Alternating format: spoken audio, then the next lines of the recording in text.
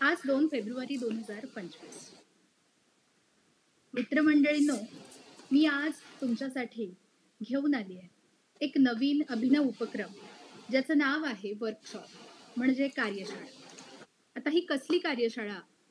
तर यामध्ये आपण बोलणार आहोत शिक्षण, आरोग्य, रोजगार, याचबरोबर परदेशातील उच्च शिक्षणाच्या संधी, वेगवेगळ्या फेलोशिप्स आणि याखेरीज उद्योजकतेचा विकास.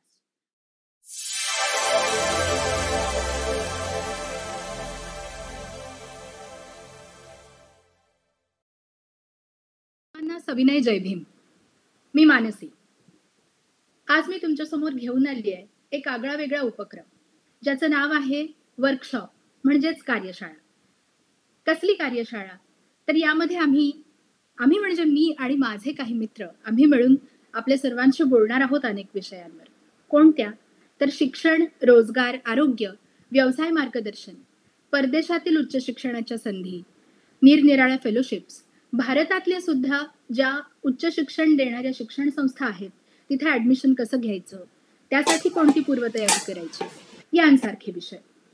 या मी जे काही विषय आता म्हणाले त्यामध्ये कार्यरत असलेले अनेक तज्ज्ञ आपल्या भेटीला येणार आहेत.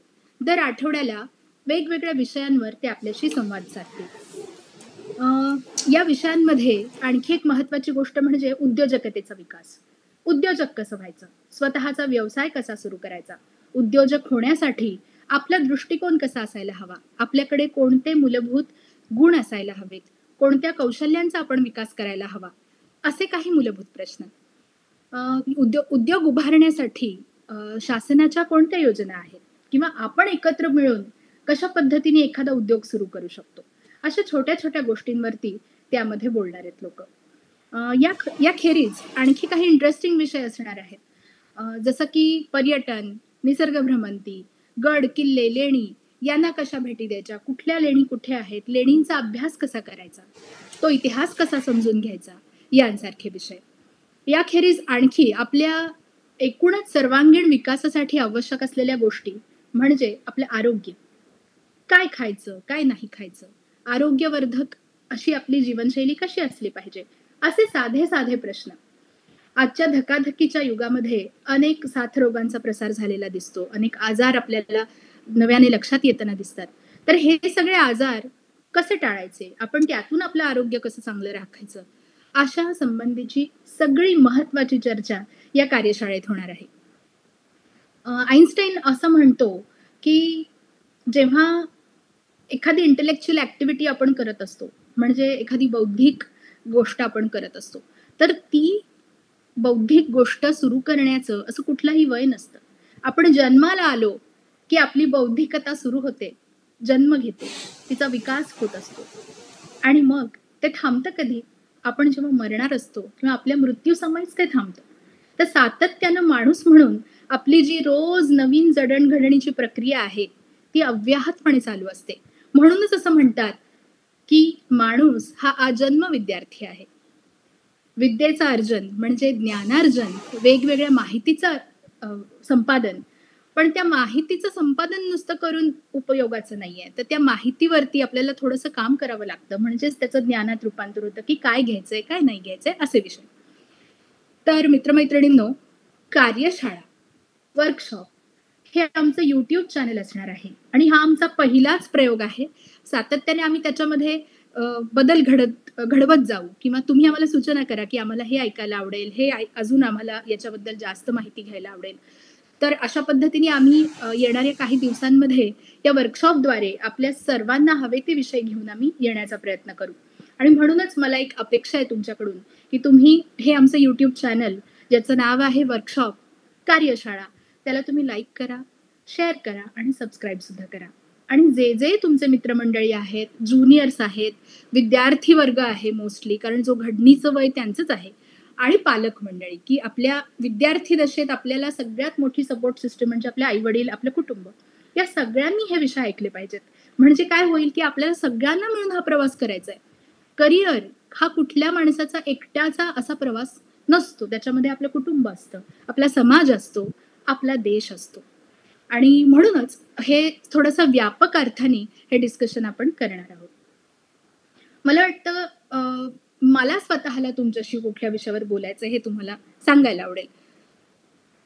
थोडक्यात व्यक्तिमत्व विकास, करिअरची जडणघडण, करिअर म्हणजे काय? करिअर कसं निवडावं? करिअर कसं घडवावं? हे जे काही प्रश्न आहेत, याबद्दल मी तुमच्याशी बोलणार आहे. तर मित्रांनो, करिअर. करिअर म्हणजे काय बरं? आपण मराठीमध्ये हा शब्द इतका रूढ झालेला आहे, माझं करिअर. मला करिअर घडवायचं आहे असं आपण म्हणतो. करिअर म्हणजे साध्या-सुध्या शब्दात सांगायचं झालं, तर कारकीर्द घडवणं. आपण जन्माला आल्यापासून आपण मरेपर्यंत हा जो जीवनपट आहे, त्या जीवनपटामध्ये आपण जे काही करतो आणि आपल्या त्या कर्तृत्वाचा ठसा उमटवतो. आपल्या कर्तृत्वामुळे केवळ आपलाच नाही, तर आपल्या सहवासात येणाऱ्या अनेकांचा विकास होतो. अनेकांना लाभ होतो कळत-नकळतपणे. कुणीतरी आपल्याशी बोलतं, कुणीतरी आपल्याकडून माहिती घेतं, कुणीतरी आपल्याला दूर अंतरावरून राहून पाहत असतं. कुणीतरी आपल्या चांगल्या गोष्टींचं, आपल्या चांगल्या वर्तनाचं अनुकरण करतं. आपण प्रत्येकासाठी इन्फ्लुएन्सर कसं ठरलं पाहिजे? चांगल्या अर्थाने. अशा दृष्टीने आपलं व्यक्तिमत्व घडलं पाहिजे, हा एक अत्यंत साधा आणि सोपा विचार याच्या मुळाशी आहे. साधारणपणे व्यक्तिमत्व, माणूस जन्माला आल्यानंतर एक चांगली व्यक्ती असं म्हणून त्याला जेव्हा म्हणतात, तर कोणत्या गुणांमुळे म्हणतात? तर आपले व्हर्च्यूज. व्हर्च्यूज म्हणजे काय? तर आपले सद्गुण. सद्गुणांमध्ये एक अत्यंत महत्वाचा असा एक व्हर्च्यू आहे किंवा एक सद्गुण आहे, तो म्हणजे काळजी.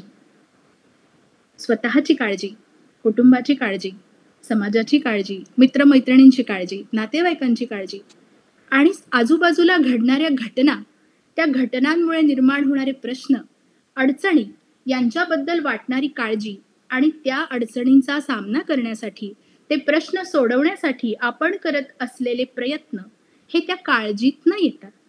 तर आयडिया ऑफ केअर हा एक अत्यंत महत्वाचा असा मूलभूत असा सद्गुण आहे, ज्याला एक काय म्हणूया आपण, की प्रचंड महत्वाचा असा व्हर्च्यू म्हटलं गेलेलं आहे.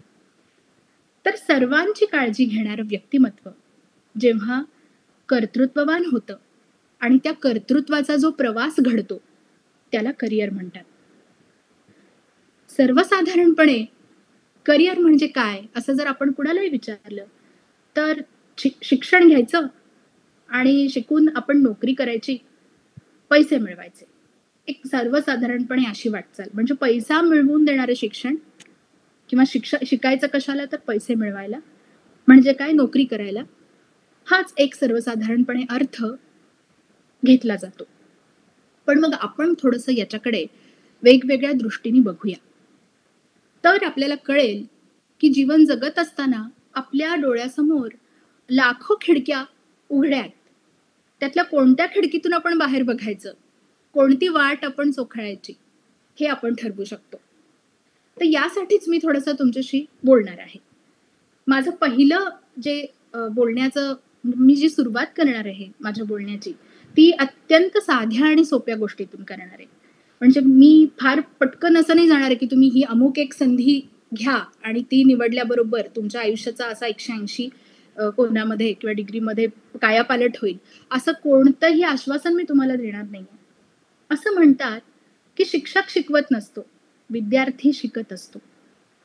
आपल्या वर्गामध्ये तुम्हाला आठवत असेल, तुम्ही आता शाळेत असाल, महाविद्यालयात असाल किंवा तुमचं शिक्षण संपलेलं असेल त्या अर्थाने शाळा महाविद्यालयाचं. आपल्या वर्गामध्ये 50, 60, 70, 80 एवढा पट असायचा विद्यार्थ्यांचा. आणि त्याच्यामध्ये या सगळ्या 50-70 मुलांच्या मध्ये काही मुलांची वाटचाल ही अगदी दैदिप्यमान म्हणून ओळखली जाते. आणि काही लोकं आयुष्यभर न्यूनगंडामध्ये जगत असतात, की आम्ही काही बाबा हुशार नव्हतो. आम्ही एक ॲव्हरेज होतो. अशा न्यूनगंडातनंच आपल्या व्यक्तिमत्त्वाच्या जडणघडणीला सुरुवात होते. हे फार नैसर्गिक आहे. कधी-कधी आपल्याला वाटतं आपण अतिशय हुशार आहोत. आपण अत्यंत चुणचुणीत आहोत किंवा आपण कोणत्याही गोष्टी मी बाबा हुशार आहे, मला सगळं जमणार आहे. हा एक आत्मविश्वास आपल्याला आलेला असतो. तो आपल्या भवतालांनी आपल्याला दिलेला असतो. आणि काही लोकांना असं वाटतं, की मला काहीच जमत नाही. मी काहीच करू शकत नाही. मला गणित येत नाही. मला इतिहासाची भीती वाटते. मला इंग्लिश येत नाही, मला अजिबात जमत नाही. त्यामुळे स्वतःच स्वतःला कुठेतरी एका निगेटिव्हिटीकडे ढकललेलं असतं. तर हे सगळं आपण बघायचंय, की हे कशामुळे होतं. इतकं अवघड आहे का? आपण जन्माला जर आलेलो आहोत आणि माणूस म्हणून जन्माला आलेलो आहोत, आपल्या सर्वांची एक जैविक प्रक्रिया एक सारखीच आहे. पण मग असं काय वेगळं असतं, की जे आपल्या निर्णयांमुळं वेगळं ठरतं? आपल्या चॉईसेसमुळं वेगळं ठरतं. आपण जे निवडतो त्याच्यामुळे वेगळं ठरतं. तर ही निवड कशी घडते? म्हणजे आपण शाळेत असतो, आपण कॉलेजात जातो. कॉलेजात पण आधी आपण ग्रॅज्युएशन करतो, मग पोस्ट ग्रॅज्युएशन करतो. काही मुलं त्याच्याही पेक्षा पुढे जाऊन रिसर्च सारख्या क्षेत्रामध्ये जातात किंवा वेगवेगळे कोर्सेस शिकत राहतात आणि नवीन-नवीन संधींचा धांडोळा घेत राहतात आणि असं छानसं करिअर सेट करतात, की ज्याचे रिटर्न्स पण फार चांगल्या पद्धतीने मिळतात. तर हे निर्णय कसे काय घेतले जातात कुणाकडून? कारण प्रत्येकाला प्रत्येक वळणावर कोणी गाईड मिळेलच असं नाहीये. तर आत्ताचा काळ असा आहे, की आपल्या टिप्स बोटाच्या अग्रांवरती आपण एका क्लिकवरती आपल्या समोर माहितीचं मायाजाल उघडं आहे. इंटरनेट सारखं एक असं आयुध आपल्या हातात आहे, की आपण घर बसल्या किंवा आपण मोबाईलमध्ये अनेक संधी कुठे आहेत, कशा आहेत याचा माग घेऊ शकतो. पण मग एखादी संधी जर आपल्याला घ्यायची झाली, तर त्या संधीसाठी आवश्यक बेसिक जे निकष असतात, ज्याला आपण एलिजिबिलिटी क्रायटेरिया म्हणतो, ते आपण पूर्ण करतो का? मग ते पूर्ण करायचे असतील तर मग आपली काय तयारी पाहिजे? असे साधे हे बेसिक प्रश्न जे आहेत, जे प्रत्येकाला पडलेले असतात, पण कसं बोलायचं हे का अवघडलेपण असतं किंवा तो विचारच कधी मनात आलेला नसतो. आपल्याला वाटतं की आपल्याला पडलोय आता पाण्यात आपण पोहत राहणार. पण पाण्यात पडल्यानंतर फक्त प्रवाहाबरोबर वाहत जायचंय? का कधीतरी एखाद्या प्रवाहाच्या विरोधी सुद्धा आपल्याला जायचंय? आपण घेत असलेला प्रत्येक निर्णय, त्या निर्णयाला जे कारण ठरतं, त्या कारणांविषयी आपण बोलणार आहोत. आणि मग अशाच पद्धतीचा हा जो काही एक प्रवास आहे, त्या प्रवासामध्ये आपली जडणघडण होते, आपल्या निर्णय क्षमतांची जडणघडण होते, आपला आउटलुक बदलतो, आपला दृष्टिकोन व्यापक होतो, जाऊ शकतात. तर अशा पद्धतीची जी काही एक करिअरची प्रक्रिया आहे, ती मला तुमच्याशी बोलायची आहे. तर मित्रांनो, अ, सर्वसाधारणपणे जेव्हा वयाच्या 5व्या वर्षी आपण शाळेमध्ये जातो, आपलं रूढार्थाने शिक्षण तेव्हापासून चालू होतं असं आपण म्हणूया. पण त्यापूर्वी जेव्हा आपण जन्माला येतो, आपले आई-वडील हे आपले पहिले गुरु असतात. कशा अर्थाने? आपल्याला पहिल्यांदा बोलायला आपली आई, बाबा हे शिकवतात. छोटे-छोटे शब्द आपल्याला घरातूनच आपण शिकत असतो किंवा आपली भाषा जी आहे, त्या भाषेची केंद्रक जागी होण्याची जी प्रक्रिया आहे किंवा आपली भाषा तयार होण्याची प्रक्रिया आहे, ती आपल्या घरातून होते. त्याबरोबरच आपण गणितीय बुद्धिमत्ता, आपलं जे मॅथेमॅटिकल ॲप्टिट्यूड आहे, हे सुद्धा अत्यंत लहान वयातच तयार होतं. जेव्हा आई म्हणते, "ग्लासभर दूध पी." तेव्हा ते ग्लासभर दूध हे त्या बाळाला, की हे एवढं-एवढं दूध म्हणजे ग्लासभर दूध. त्याला काय आणि किती म्हणायचं, किती एम-एल आहे, काय आहे, ते माप तो शाळेत गेल्यावर शिकणार आहे. पण त्याला तो अंदाज आलेला असतो किंवा ही अर्धी भाकरी तू खा, ही एक चपाती तू खा. हे असं जेव्हा आई सांगते, तेव्हा त्या लहानग्या मुलाला ते समजायला लागलेलं असतं. मग आपण शाळेत जातो. आपण भाषा शिकायला लागतो, आपण गणित शिकायला लागतो. तर यामध्ये आपल्या बुद्धिमत्तेच्या कोणत्या-कोणत्या गोष्टींचा विकास होतो? तर सगळ्यात महत्त्वाचं काय असेल, तर आपलं भाषिक, गणितीय आकलन तयार व्हायला लागतं. पण या सगळ्यांसाठी आवश्यक असलेली गोष्ट म्हणजे लेखन, वाचन, श्रवण, आकलन, संश्लेषण आणि विश्लेषण ह्या काही प्रक्रिया आहेत. आपण एक-एक बघूया. लेखन वाचन, साधी गोष्ट. लिहायला वाचायला शिकणे म्हणजे काय होणे? साक्षर होणे. लिहायला वाचायला शिकणे. आपल्या हातामध्ये पेन, पेन्सिल जे काही येतं त्यांनी आपण वळणदार लिहायला शिकतो. यामध्ये आपला मेंदू आणि आपली आकलनाची इतर सगळी केंद्र एकत्र येऊन एखादी गोष्ट आत्मसात करण्याच्या प्रक्रियेला सुरुवात होते. आपण वाचतो तेव्हा आपल्या ध्वनीशी संबंध येतो आणि याद्वारेच आपल्या शिकण्याची प्रक्रिया वेगानं सुरू होते. तर मंडळी, लेखन वाचन कौशल्य ही फार महत्वाची आहेत. ती आपल्याला आयुष्यभर उपयोगी पडतात. पण याखेरीज दुसरं असं कोणतं कौशल्य आहे? श्रवण कौशल्य. आपण चांगलं ऐकायला शिकलं पाहिजे. समोरचा माणूस काय बोलतो हे चांगलेपणाने जर आपण ऐकू शकलो, तर त्याचं आकलन करून घेऊ शकलो, तर आपल्या शिक्षणाला एक खोली प्राप्त होते. आपल्या आकलनाला एक खोली प्राप्त होते. ती स्थिरता येते, ती स्थितप्रज्ञता येते. कधी-कधी काय होतं तुम्ही आजूबाजूला पाहत असाल, काही मंडळी फक्त बोलत राहतात. त्यांना दुसऱ्यांचं ऐकूनच घेण्याची इच्छा नसते म्हणूया आपण किंवा का नसते इच्छा? ती सवय नसते. तर ती सवय आपली अंगी बाणली पाहिजे, की आपल्याला चांगलं ऐकताही आलं पाहिजे. आपल्याकडे तेवढे पेशन्स पाहिजेत. लेखन, वाचन, श्रवण यातून होणारं आकलन, त्यातून होणारं संश्लेषण, त्यातून करता येणारं विश्लेषण, ह्या ज्या पुढच्या प्रक्रिया आहेत. आपण एखादी गोष्ट स्वतंत्रपणे स्वयं अध्ययनातून लिहितो, वाचतो, लिहितो, ऐकतो आणि आपल्याला कळलेलं आपण कुणाला तरी सांगतो. आपण जे सांगतो त्यातून ती गोष्ट आपल्याला किती चांगली कळलेली आहे हे समजतं. कधी तुम्ही प्रयोग करून बघा. कितीही अवघड, क्लिष्ट विषय तुम्हाला स्वतःला किती कळलाय हे जर समजून घ्यायचं असेल, तर तुम्ही तो अतिशय तुमच्यापेक्षा वयाने लहान असलेल्या लहान मुलाला, अतिशय छोट्या वयातल्या मुलाला सोपं करून सांगण्याचा प्रयत्न करा.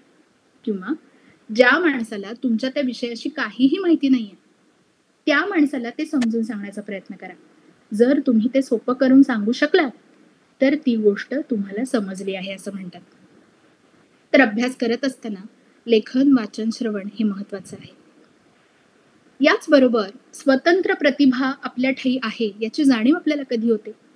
जेव्हा आपण एखादी गोष्ट, एखादं पुस्तक, एखादं प्रमेय किंवा एखादं नवीन काहीतरी काय म्हणूया आपण, एखादं नवीन समीकरण हे समजून घेत असतो, तेव्हा ते समजून घेण्याच्या प्रत्येकाच्या क्षमता निरनिराळ्या असतात.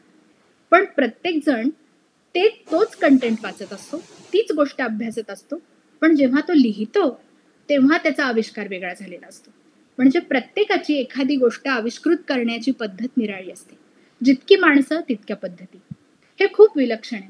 म्हणजे मला हेच सांगायचं की कुणीतरी अमुकच 2 माणसं प्रतिभावान जन्मली आणि बाकीची सगळी रट्टा मारछाप याने पाठ केलं, त्याने ह्याच्यामध्ये उतरलं, पाठ करून लिहिलं, अशा पद्धतीचे आहेत असं नसतं.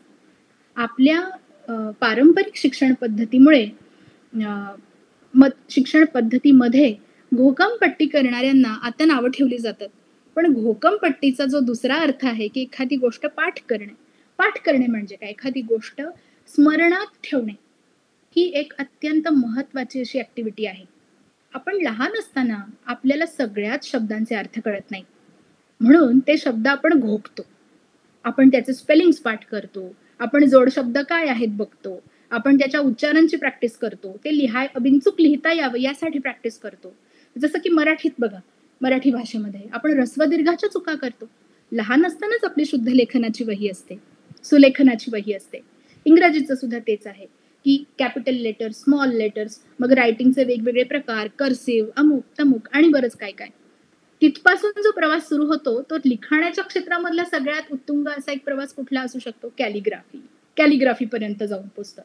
उदाहरणार्थ मी तुम्हाला हे सांगितलं. तर अशा पद्धतीनं आपल्याला शिकत असताना ही कौशल्य, हे तंत्र आहे, हे शिकण्याचं तंत्र आहे, ते तंत्र आपल्याला समजून घेत पुढे गेलं पाहिजे. आताच्या लहान मुलांना अनेक वेगवेगळ्या नव्या तंत्रांची ओळख करून दिला जाणारा ऍडव्हान्स्ड असा अभ्यासक्रम शिकवला जातो. त्याच्यामुळे जुन्या पिढीतल्या माणसांना असं वाटतं की काय आजची पिढी फास्ट फॉरवर्ड आहे. हे का होतं? तर सातत्याने अपग्रेडेशन होत राहते प्रत्येक गोष्टीमध्ये. मग अपग्रेड झालेल्या गोष्टीला समजून घेण्याची जी लर्नेबिलिटी आहे, ती प्रत्येकामध्ये यायला हवी. की मला नवीन आलंय तर मला त्याची अडचण वाटतं कामा नये. मला ते शिकायचंय. मला अडचण येणार, मी हळू शिकेन. 2 व्यक्तींमध्ये माझा वेग थोडा कमी असेल. आपल्याला असं वाटतं की मला बाबा कमी वेगाने शिकता येतं. हरकत नाही, वेग कमी असला तरी चालेल, पण आपल्याला ते शिकत राहणं गरजेचं आहे. याचबरोबर आपल्यातला कॉम्पिटन्स. कॉम्पिटन्स म्हणजे स्पर्धात्मकता. ईर्ष्या आहे का? नाही.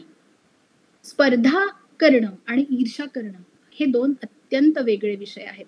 जर तुम्ही तुमच्यातला कॉम्पिटन्स सातत्यानं त्याला तराशत राहिलात, त्याला तुम्ही सातत्यानं त्याच्यावरती मेहनत घेत राहिलात, तर त्या स्पर्धेच्या रेट्यामध्ये आपण टिकतो, आपण तैरतो, आपण पोहत राहतो सगळ्यांच्या बरोबर. पण जर आपण कुणा एकाच व्यक्तीला आपल्या तुलनेत बांधून घेतलं आणि त्या व्यक्तीसारखं किंवा त्या व्यक्तीपेक्षा मला जास्त चांगलं पुढे जायचंय, हा एवढाच संकुचित विचार ठेवला, तर आपल्या इतर ज्या काही आपल्या व्यक्तिमत्व विकासाच्या ज्या काही शक्यता आहेत, त्या थोड्याशा संकुचित होऊन जातात. म्हणून आपली स्पर्धा आणि आपली ईर्ष्या या 2 गोष्टींकडे डोळसपणे बघणं गरजेचं आहे. तर आता आपण पुढच्या गोष्टींकडे वळूया. एक सर्वसाधारणपणे अ, असा एक समज आहे, की बाबा काय उत्तम व्यवसाय, मध्यम नोकरी आणि कनिष्ठ शेती. त्यामुळं मध्यमवर्गीय कुटुंबांच्या मध्ये काय होत राहतं, की शिक्षण असं घेतलं पाहिजे, की जे आपल्याला योग्य वेळेमध्ये एक नोकरी देण्यास लायक होऊन जाईल. आपल्याला सक्षम बनवेल आणि मग एक स्थिर पगार किंवा एक स्थिर उत्पन्न आपल्याला मिळेल आणि मग एक स्थिर कुटुंबाची आपली जी काही संकल्पना आहे ती साकार होईल. याला छेद देणाऱ्या अनेक गोष्टी हे या काळाचं वैशिष्ट्य आहे. तुम्ही कोणत्याही क्षेत्रात जेव्हा उतराल, त्या क्षेत्रामध्ये तुमच्या असण्याने स्कोप निर्माण होतो. व्यवसाय, नोकरी, शेती ह्या 3 गोष्टी जर आपण म्हटल्या, तर प्रत्येक विद्याशाखेचा अभ्यास केलेला, मग ती कोणतीही विद्याशाखा असू दे, आर्ट, सायन्स, कॉमर्स या तिन्हीही विद्याशाखा ज्या आपण सुरुवातीला म्हणूया, की एक ओळख म्हणून म्हणूया. कारण उच्च शिक्षणामध्ये या तिन्ही विद्याशाखा एकमेकांच्या हातात हात घालून पुढे चाललेले आपल्याला दिसतात. आपण तिथपर्यंत येणार आहोत, पण नंतरच्या भागामध्ये. सुरुवात मी अत्यंत बेसिक अशा थॉट प्रोसेसमधनं करतेय. त्यामुळे कदाचित तुम्हाला असं वाटेल, की नेमकं काय मांडायचा प्रयत्न करतेय ही. तर मला दृष्टिकोनाबद्दल बोलायचं, करिअरच्या दृष्टिकोनाबद्दल मला बोलायचंय, म्हणून मी हे बोलतेय. तर व्यवसाय, नोकरी आणि शेती या तिन्ही गोष्टींना हात लावण्याची क्षमता प्रत्येक माणसामध्ये असते. म्हणजे आपण आपल्याला अशा पद्धतीने तयार करायचं आहे, की आपल्याला एखादा व्यवसायही करता आला पाहिजे. कुठे नोकरी करण्याचा प्रसंग आला तर आपण नोकरी सुद्धा करू शकलो पाहिजे. आणि आपलं सर्व्हायव्हल साधणारं जे स्किल आहे, त्यामध्ये अत्यंत महत्त्वाचं असं मानलं जाणारं जे स्किल आहे ते म्हणजे शेती. मग आता तुम्ही म्हणाल शेती करणं प्रत्येकाला शक्य आहे का? त्याच्याबद्दल आपण विस्ताराने नंतर बोलूया. पण आपल्या जगण्यासाठी आवश्यक असणाऱ्या ज्या गोष्टी आहेत, विद्यार्थी दशेमध्ये त्यासाठी स्वावलंबी होणं ही आपली प्राथमिकता असली पाहिजे. स्वच्छतेच्या सवयी, आपली स्वतःची काळजी घेणं, आपण स्वतःचा अभ्यास नीट करणं, नीटनेटकं राहणं, या ज्या काही गोष्टी आहेत, या विद्यार्थी दशेत आपल्याला गरजेच्या असतात. त्यावेळी आई आपल्याला रागवते, वडील आपल्या करड्या शिस्तीसाठी आपल्यावर लक्ष ठेवत असतात. याचे फायदे आपल्याला नंतर झालेले दिसतात. जेव्हा शालेय शिक्षणामध्ये काही बेसिक शिस्तीच्या सवयी आपल्याला लागतात, अभ्यासाची बैठक निर्माण होते, तेव्हा आपण कोणत्याही अवघड अशा कोर्सला जर ॲडमिशन घेतलं किंवा साध्यातल्या साध्या कोर्सला ॲडमिशन घेतलं, तर आपले पेशन्स टिकतात, आपल्याला ते कठीण जात नाही.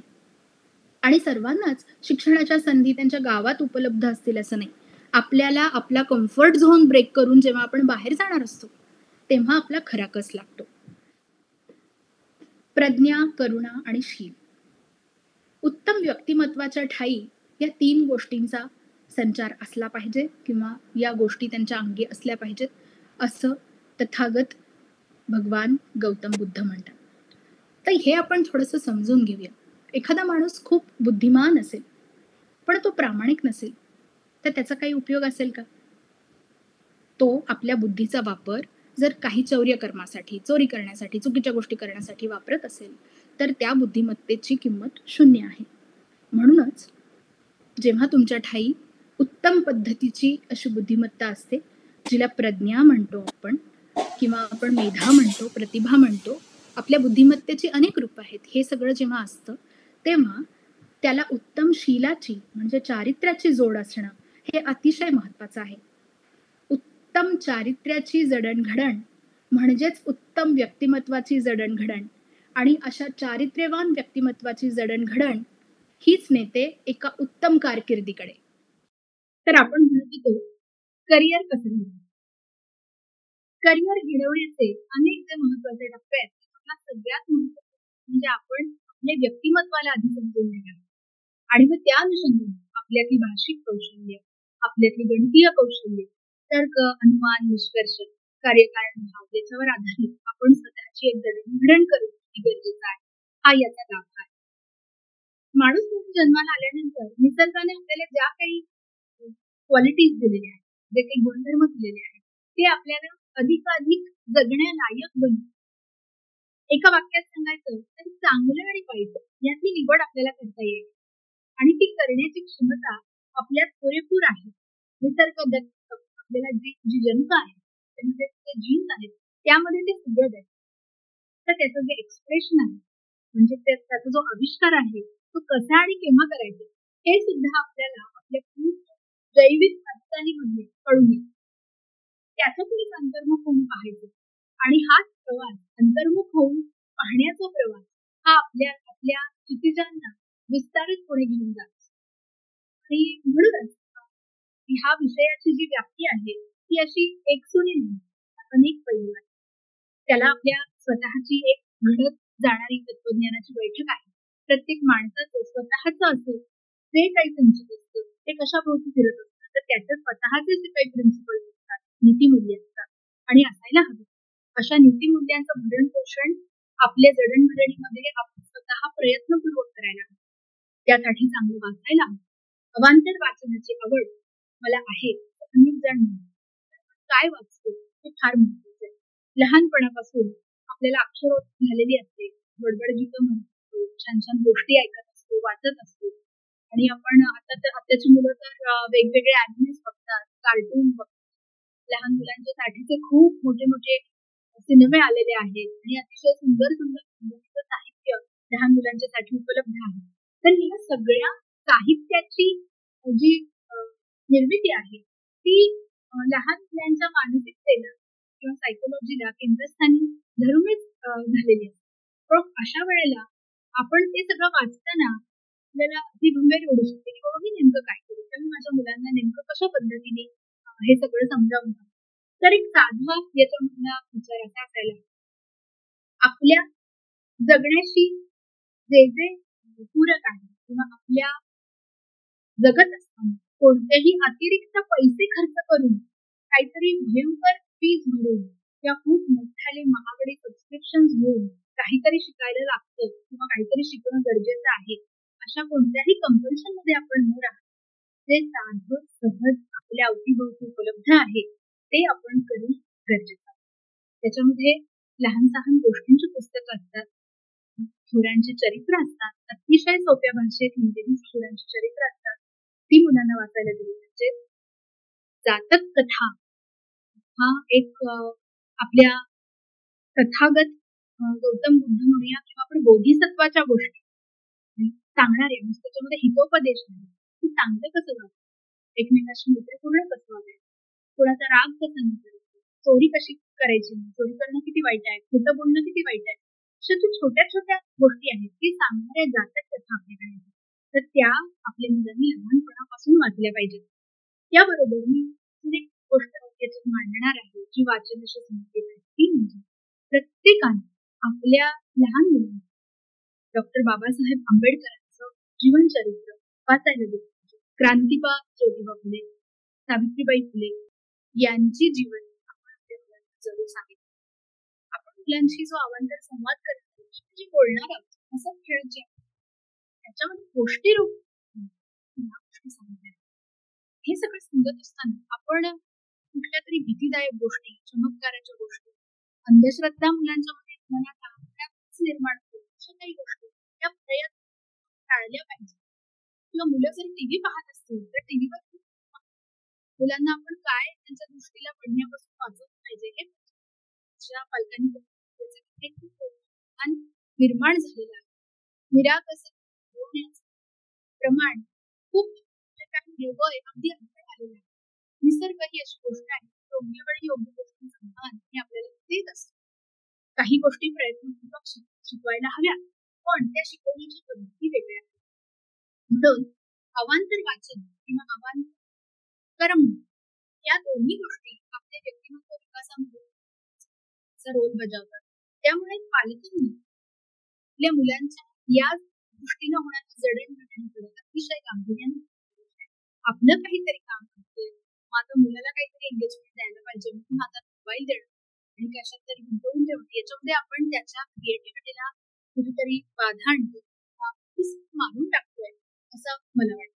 मग त्यातून आपण त्यांच्या डोळ्यांचं आरोग्य बिघडतो, त्याच ठिकाणी बसायला लावतोय, त्यांची जी लहान मुलं म्हणून त्यांचे खेळायला हवे मातीत, मैदानात, ते घडत नाही. आणि हे सगळं आपल्या आरोग्यविषयक समस्या लहान त्यांच्या निर्माण करतात. आणि मग शरीरच तुमचं सदृढ नसेल, त्यामध्ये अजिबात वाचते तुमच्या बुद्धीचा त्याचा विकास होणार नाही. किंवा फक्तच बुद्धीचा विकास शरीर साथ देत असं काहीतरी असमतोल काही दिसेल. याबरोबरच अजून आपल्या व्यक्तिमत्वाचा जडण म्हणजे आपले आरोग्य. आरोग्य आपण जे खातो ते आपण you are what you eat म्हणजे काय, याचं साधं आणि सोपं आपण एक्सप्लेन करू. प्रत्येक ऋतू जे पिकेल, जे आपल्याला जे आपल्या भागात मिळेल ते खाल्लं पाहिजे. आणि लहान मुलांची चव किंवा टेस्ट डेव्हलप करणं हे मुलांचं. आई वडील घरी काय जेवतात, काय खातात याचा लहान फार मोठा प्रभाव पडत असतो. त्याच्यामुळे आहार विहाराच्या ज्या सवयी आहेत त्याच वर्तन व्यवहारामध्ये रिफ्लेक्ट. आपण जे खातो सवयींच्यामुळे मोठं होत असते स्वभावाची जडणघडण. आपल्याला काय महत्वाचं आहे, मला भूक लागली की खाणं हे त्याचबरोबर मला भूक लागली की सुद्धा मी संयमाने काही काळ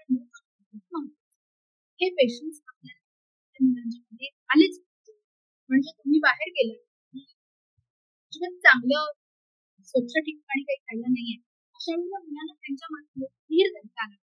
हा धीर धरायला शिकवून हे या ट्रेनिंग मध्ये ते आपोआप म्हणते की चल धीर धरायला शिकवते, थोडं थांब, हे चांगलं नाहीये, आपण थोड्या वेळाने घरी जाऊन करू. अशा पद्धतीने छोट्या छोट्या गोष्टी मुलांच्या मनावरती बोलवतात. हा एक सखोल चर्चेचा विषय. लहान मुलांची, लहान वयोगटातल्या मुलांची एक जगत त्याच्यावरती आपण स्वतंत्र चर्चासत्र आयोजित करावं, त्याबद्दल बोलू. काही तज्ञही आपल्याकडे या विषयावर बोलायला येणार आहे. या विषयांवर पण हा अत्यंत अत्यंत. दुसरी गोष्ट हे मी अवांतर वाचनात तुमच्याशी बोलते की थोड्या मोठ्यांचे चरित्र जीवन मुलांना समजले पाहिजे. याच्याच बरोबर अत्यंत सुंदर अशा विज्ञान कथा आहेत. त्यामध्ये आपल्या आजूबाजूचा परिसर, निसर्ग, वेगवेगळे पक्षी, प्राणी यांची माहिती देणाऱ्या छोट्या छोट्या कथा, गोष्टी, याचबरोबर वेगवेगळे उपग्रह किंवा आपण अवकाशात सोडल्या जाणारे गोष्ट, यानांचे किंवा एखादी मोहीम अवकाश मोहीम कशी सक्सेसफुल, माणूस चंद्रावर कसं उतरलं, त्याच्यासाठी काय काय केलं, पहिला अंतराळ ही कशी काय गोष्ट झाली, त्या सगळ्या छोट्या छोट्या गोष्टी मुलांच्या जिज्ञासेला त्या त्यांना लहानपणापासूनच आपण त्या पद्धतीने जर त्यांना सगळं सांगायला लागलो तर त्यांची आवड त्या दिशेने. याबरोबर कला हा माणसाचा अविभाज्य भाग आहे. त्याच्या जडण प्रत्येकाला कोणती ना कोणती कला शिकणं आणि ती जोपासणं, संवर्धन करणं हे खूप गरजेचं आहे. त्यातून आपण अधिकाधिक संवेदनशील तर होतच जातो. आपल्याला आर्ट ऑफ अप्रिसिएशन ची जी गोष्ट असते ती एखाद्याचं कौतुक करणं, चांगल्या गोष्टींचं कौतुक करणं, चांगल्या गोष्टींची कदर करणं, ह्या क्वालिटीज आपल्या बाळायला मदत होते. ते एका चांगल्या व्यक्तिमत्वाचं हेच लक्षण असतं, तो इतरांचं कौतुक करणं, मुख्य कौतुक आणि कौतुक करायला शिकवणं सुद्धा एक कला आहे. आणि आपल्याला जे जे मिळाले त्याची कदर आणि आपल्यासारखंच इतरांना सुद्धा ते मिळायला हवं ही जाणीव लहान मुलांमध्ये यायला हवी. तशा दृष्टीनं आपल्या मुलांची एक साधा विचार, सुंदर विचार आहे. याच बरोबर व्यक्तिमत्वाचं जडण दुसरा मुद्दा म्हणजे जो विषय महत्वाचा आहे, आपल्या वैयक्तिक विचारधारा, आपल्या श्रद्धा, आपण ज्या मानतो किंवा आपण ज्या दिशेने जातो, आपली ज्याच्यात निष्ठा आहे, ह्या गोष्टी अत्यंत वैयक्तिक असतात. त्याच्याबद्दल आपण बोलसपणे आपल्या डोळसपणे पाहणं, त्याच्याबद्दल अधिकाधिक वाचणं, त्याच्याबद्दल अधिकाधिक माहिती घेणं हे खूप गरजेचं आहे. पण मला एक असं आवर्जून सांगायला आवडेल, की आपण जितकं एखादी गोष्ट अत्यंत व्यक्तिगत अशा स्वरूपाची असते, ती पुढे घेऊन त्याच्या आधाराने काहीतरी सांगत राहणं किंवा ते सातत्याने त्याचा विचार करत राहणं, याची सवय लहान वयातच मुलांना लागायची याची काळजी घेतली पाहिजे. कारण त्यांनी काय होतं, आपण स्वतःला एका विशिष्ट लेवलमध्ये अडकवून ठेवतो आणि नकळतपणे आपण लहान वयातच एक फार वेगळ्या अशा मर्यादित अशा प्रकारच्या प्रवासाला निघतो. त्या मुलाला त्याचे निर्णय, त्याची विचारधारा निवडण्याचं पूर्ण स्वातंत्र्य आहे आणि ते अशा दृष्टीने होण्यासाठी त्याची जी जडणघडण आहे ती आपण करण्यासाठी सहाय्यकारी झाली पाहिजे. त्याला आपण कुठल्याही पद्धतीने स्पून फिडिंग नाही केलं पाहिजे असं मला वाटतं. याचा आपल्या विचारधारेचा, आपल्या तत्वज्ञानाचा, आपल्या व्यक्तिमत्वाच्या जडणघडणीमध्ये खूप मोठा वाटा आहे. त्यामुळे यासाठी अधिक डोळसपणे प्रयत्न करणं गरजेचं आहे. जे व्यक्तिमत्व चांगलं वाईट हे ओळखायला शिकतं, इतरांशी, कुटुंबातल्या सदस्यांशी, मित्रमैत्रिणींशी, अनोळखी व्यक्तींशी योग्य पद्धतीचं समायोजन साधण्याची असं व्यक्तिमत्व एक समतोल पद्धतीने आकाराला येतं आणि चांगल्या वाईट गोष्टींचं भान येतच त्याला. पण एक क्वालिटी कशी डेव्हलप व्हायला हवी की आपल्याला सातत्याने भविष्याचा एक कानोसा घेत राहायला पाहिजे. म्हणजे आताचं वर्तमान काय आहे याचं भान जर आपल्याला असेल तर आपला एक तर्क विकसित होतो. आपण तर्काधारित काही ठिकाणी बांधू शकतो आणि येणाऱ्या संकटाची चाहूल आपल्याला लागू शकते. तशा नियोजनामध्ये आपण जाऊ शकतो. आपल्याला तशी नियोजन करता येते, विचार करता येतो आणि या दृष्टीने भविष्याचा कानोसा घेण्याची क्वालिटी आपल्यामध्ये निर्माण झाली पाहिजे. आणि एखाद्या समस्येला आपण कसं तोंड देणार, ती कोणतीही असेल, एखादी आणीबाणी, एखादी वैद्यकीय आणीबाणी, त्या आपल्या प्रियजनांचा आलेल्या अचानक एखादा आजार पण त्या आपल्या अभ्यासामध्ये जर एखादी अशी अडचण आली, ते आईवडील आजारी पडले किंवा काहीतरी अपघात झाले तर त्यावेळेला आपण कशाला प्राधान्य द्यायला पाहिजे किंवा त्या प्रसंगावधान राखून तिथे उभं राहिलं पाहिजे. आपण तो निर्णय तसा घेतला पाहिजे. आणि त्यावेळेला काही असतं की मला असं म्हणतो की मला हे झालं म्हणून मला अपयश अशी जी सर्वसाधारण मानसिकता आपण सबबींकडे जातो. कारण त्याच्याकडे डोळ्याने नक्कीच पाहिलं पाहिजे. पण सतत आपण तयार राहिलं पाहिजे. येणाऱ्या परिस्थितीला तोंड देण्यासाठी सातत्याने तयार राहिलं पाहिजे. आणि हे आपल्या करिअरमध्ये हा एक महत्वाचा मूळ ठरू शकतो. सातत्याने बदल होत आहे, तंत्रज्ञान बदलत आहे, शिक्षण पद्धती बदलत आहे, कायदे बदलत आहेत आणि आपल्याकडे असणारा जो टाइम स्पॅन आहे लिमिटेड आहे. मग त्याची साथ कशी मिळायची हे जर कळायचं आपण माहितीचं असमान वितरण असल्यामुळे आपल्याला योग्य वेळेत योग्य माहितीची मिळत नाही. ती माहिती आपल्याला मिळणार नाहीच आहे आपण जोपर्यंत तुझ्यापर्यंत जाऊन पोहोचत नाही तोपर्यंत आपण सातत्याने काय चाललेलं आहे माइंडफुल राहणं, भान ठेवून नवनव्या संधींची माहिती करून घेणं, लोकांशी मोकळेपणाने बोलणं. कम्युनिकेशन हे असंच केलं आहे की ज्यांनी आपल्याला बऱ्याच गोष्टी सांगितल्या अशा पद्धतीने कम्युनिकेट केलं पाहिजे की तुमचं करिअर त्यावर अवलंबून. करिअर म्हणजे काय तर हेच योग्य वेळ योग्य ठिकाणी असं म्हटलं. पण मग योग्य वेळ कोणतीही योग्य वेळ आपल्याला आपल्या निर्णयाने काही गोष्टी साध्य करायच्या आणि संधींपर्यंत आपल्याला पोहोचावं लागतं आणि त्याच्यासाठी आवश्यक असणारी सगळी कौशल्य आत्मसात करत राहण्याचा प्रयत्न केला. लेखन वाचन कौशल्य, अनालिटिकल स्किल्स म्हणजे एखाद्या गोष्टीचं पृथक्करण करण्याची क्षमता, एखाद्या गोष्टीवर स्वतंत्र मत बनवण्याची क्षमता, एखाद्या गोष्टीवर स्वतंत्र चिंतन करण्याची क्षमता आपल्याला आली पाहिजे. आणि आपण कागद आणि पेनाशी आपली नैतिकता असली पाहिजे. आजच्या या सगळ्या टेक्नॉलॉजीच्या युगामध्ये एक शांत ठिकाणी बसणं आणि कागद पेन घेऊन काहीतरी लिहिते अशी गोष्ट आता निराभास होत आहे. आणि स्वतःशी असलेलं स्वतःचं नातं जर आपल्याला घट्ट करायचं असेल तर असं जर्नलिंग करण्याची सवय आपण स्वतः लावून घेतली पाहिजे. व्यक्तिमत्व विकासामध्ये सेल्फ रिफ्लेक्शन ही एक खूप महत्वाची गोष्ट असते. आपण काय शिकलो आहोत आपल्याला काय येत नाही, आपल्याला काय शिकणं गरजेचं आहे याचा सातत्याने अभ्यास घेत राहणं ही पूर्वअट आहे.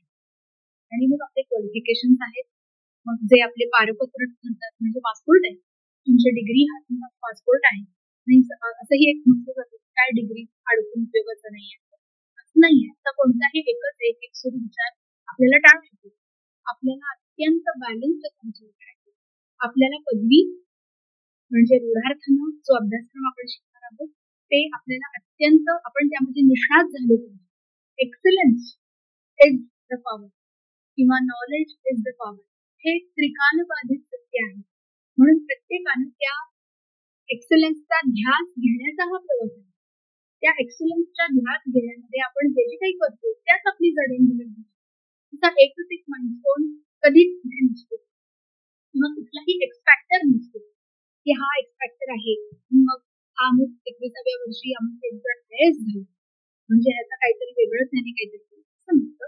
तो विचार त्या विचाराला प्रत्यक्षात आणण्यासाठी किंवा त्या कल्पनेला प्रत्यक्षात उतरवण्यासाठी केलेले हर तऱ्हेचे प्रयत्न, डोळस प्रामाणिक प्रयत्न हेच सगळं काही एक्सफॅक्टर असतं.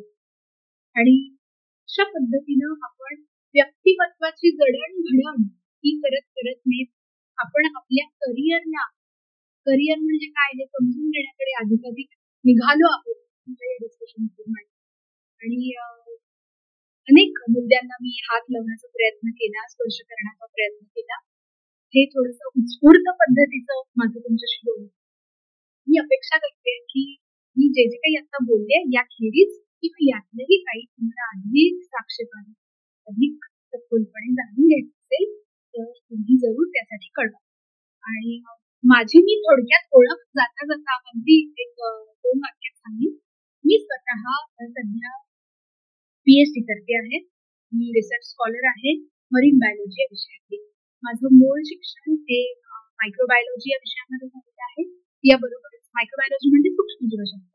मी MSc इन मायक्रोबायोलॉजी केलेलं आहे. याबरोबर मी दुसऱ्या एका विद्याशाखेचा अभ्यास केला ते म्हणजे मी MA केलेलं आहे राज्यशास्त्र विषय. आणि या दोन्ही क्वालिफिकेशन्स बरोबर एक अत्यावश्यक अशी एलिजिबिलिटी टेस्ट असते, नॅशनल एलिजिबिलिटी टेस्ट ज्याला नेट एक्झाम म्हणतात, जी council of scientific and industrial research CSIR आणि युनिव्हर्सिटी ग्रांट कमिशन या दोन्ही संस्था घेत असतात. तर या दोन्हीच्या नेट क्वालिफाय झालेली आहे. आणि त्याच्यानंतर मी संशोधनाचं माझं करिअर आता परस्यू करते आहे. तर याबद्दल इथे मी कशी आले ह्याच्याबद्दलही मला तुमच्याशी बोलायला आवडेल. दुसरी माझी छोटीशी ओळख, मी आकाशवाणी पुणे केंद्रावर वृत्तनिवेदक आणि अनुवादक म्हणून वयाच्या 22व्या वर्षी निवडलेली. तर ती एक परीक्षा मी पास झाले आणि ती परीक्षा पास होण्यासाठी मला माझ्या ठायी असलेल्या लेखन वाचन कौशल्याने मदत केली. आणि कोणताही खास कोर्स मी त्यासाठी केला नाही. तर आपण शालेय आणि महाविद्यालयीन जीवनामध्ये जे अभ्यास करतो, शिकतो, अवांतर वाचन करतो, वेगवेगळ्या स्पर्धा आपण भाग घेतो, वक्तृत्व स्पर्धा, वादविवाद स्पर्धा, निबंध स्पर्धा, आपल्या प्रश्नमंजुषा क्विज वगैरे या सगळ्या आणि युवक महोत्सव यामध्ये तुमच्यातल्या कॉम्पिटन्सचा एक वेगळ्या अर्थाने तुमच्यातल्या संवेदनशीलतेचा, तुमच्या प्रतिभेचा विकास होत असतो. आणि हे सगळं परस्यू केल्यानंतर एक मला मिळालेली एक ध्यानीमनी नसताना माझ्या आयुष्यात आलेली गोष्ट म्हणजे आकाशवाणीची ही छोटीशी गोष्ट की ज्याच्यामध्ये मी स्वतः अनुवादक सगळ्यांसमोर येऊ शकले. तर याखेरीज मी माझ्या स्वतःच्या करिअरमध्ये कला म्हणून मी शास्त्रीय संगीताचं शिक्षण घेतलेलं आहे. मी क्लासिकल व्होकलमध्ये डिप्लोमा केलेला आहे. मी गांधर्व महाविद्यालयाच्या परीक्षा दिलेल्या आहेत आणि उपांत्य विशारद पर्यंत परीक्षा पास झाली आहे. हा एक मी माझ्या व्यक्तिमत्व विकासातला एक छोटासा भाग म्हणतो की कलेची जोड, संगीताची जोपासना साधन ती माझी माझ्या स्वतःसाठी चालू आहे किंवा माझ्या मित्रमंडळी कुटुंबात मी असताना मी त्या गोष्टीचा आनंद घेते आणि माझ्या सगळ्या काळातून मला मोकळं व्हायचं असतं तेव्हा मी त्या गोष्टी करते. अजून एक छोटासा मला सांगायला आवडेल, मी जर्मन लँग्वेज शिकले, मी अजूनही शिकते. तर ही भाषा एखादी परकीय भाषा शिकत असताना मजा येते की भाषा ही मला चिन्ह संकेतांनी नटलेली ताबडतोबीचा विनिमय करून देणारी गोष्ट आहे असं वाटतं. त्याच्यामध्ये कोणताही अभिमान किंवा त्याला अनुषंगिक ज्या काही प्रांतीय गोष्टी प्राईड अँड प्रेझेन्सच्या गोष्टी येतात त्या गौण आहेत. कोणत्याही अनोळखी खंडातल्या प्रांतातल्या माणसाशी तुम्हाला बोलायचं असेल तर तुम्हाला त्याची बोली शिकता आली पाहिजे आणि ही खूप विलक्षण गोष्ट आहे जी साध्य झालेली आहे. हीच गोष्ट आता मी कर्नाटकात कन्नड शिकते आणि ती इथल्या कोकणात मी आहे कारवार भागामध्ये, तर मी ही कोकणी भाषा शिकते. मी रोज त्या लोकांशी त्या भाषेमध्ये बोलण्याचा प्रयत्न करते. तर थोडक्यात काय की कसलंच काही वावडं नसावं आपल्याला, काहीही वर्ज नसावं. हर तऱ्हेच्या रसरंग गंध स्पर्श ध्वनी ती आपण ओळख करून घेतली पाहिजे, आस्वाद घेतला पाहिजे. स्वागत व्यक्तिमत्व आपलं जर तयार झालं तर या जगण्याचा आपण पुरेपूर आनंद घेऊ शकतो. एक चारित्र्यवान व्यक्तिमत्व घडणं हेच आपलं अंतिम उद्दिष्ट असलं पाहिजे, हे शिक्षणाचं अंतिम लक्ष असलं पाहिजे, असं भारतरत्न डॉक्टर बाबासाहेब आंबेडकरांनी आपल्याला सांगितलं आणि यामध्ये सार सामावलेलं आहे. आपल्या व्यक्तिमत्वाची जडणघडण एक उत्तम माणूस बनणे आणि आता बनलेला उत्तम माणूस फक्त काहीही निवड, तो अगदी एखादा स्वच्छता कर्मचारी जरी झाला तरी तो त्याचं काम नेटकेपणाने करेल आणि एखादा माणूस कोणतेही म्हणजे असं म्हणतो कर्मचारी वर्ग समाला प्रतिष्ठा नाही आपल्याकडे, आपल्या जाणीवांमध्येही नाही, त्याबद्दल आपण स्वतंत्रपणे बोलू. पण हे अशा पद्धतीने आपण आपल्या जगण्याकडे पाहिलं पाहिजे मित्रांनो. आणि आजच्या विषयाचं सार हेच आहे, या व्यक्तिमत्वाची जडणघडण सर्वांगीण काळजी करणाऱ्या व्यक्तिमत्वाच्या कर्तृत्वाचा आविष्कार म्हणजे करिअर, म्हणजे आपली कारकीर्द, म्हणजे आपलं जीवन क्षेत्र, असं मला वाटतं. पुन्हा लवकरच भेटूया, पुन्हा एका नव्या विषयात राहू, थोडे सखोल चर्चेत राहू आणि भेटत राहू. खूप मला छान वाटतं तुमच्या सगळ्यांशी बोलून. लवकरच भेटू. जय भीम.